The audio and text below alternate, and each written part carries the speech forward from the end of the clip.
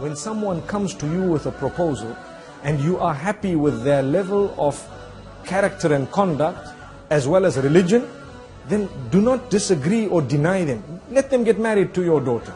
If you don't allow them, there may be lots of fitna and fasad. What is fitna and fasad on earth? Fitna meaning corruption, problems, disruptions, difficulties, calamities. So many things can happen. So this is the teaching of Muhammad, may peace be upon him. We need not reject proposals without a reason. Some people will reject it solely because they've had a problem with someone, solely because they had one raw deal where they were wrong sometimes, and their daughter has to suffer, the son has to suffer. They lose out on good proposals. As we all know today, to get a good person to marry is like hunting for a needle in a haystack. Perhaps not as difficult as that, but for a lot of people it may be just that. And it is very, very risky, because sometimes we've picked up part of the hay and we think it's a needle. And in the same way, we think we have a good man or a good wife, and it only turns out later on that they're not as good as we thought they were.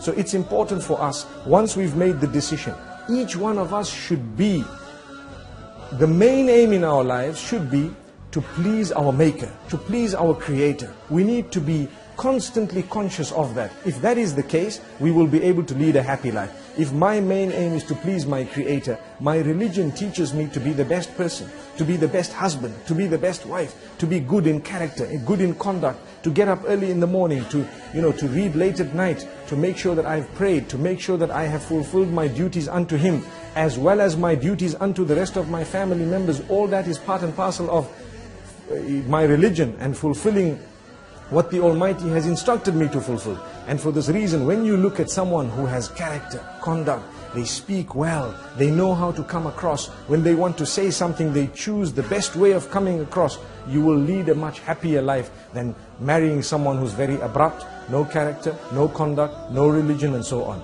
We've had cases where you have people who pick up their wives in nightclubs. It is said that is exactly where they leave them.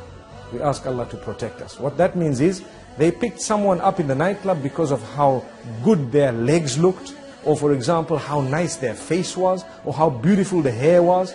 The day they find someone with better legs, na'udhu billah, or better hair, or better looks, they will drop this one and go for the next. So that was not the proper way of looking for a wife.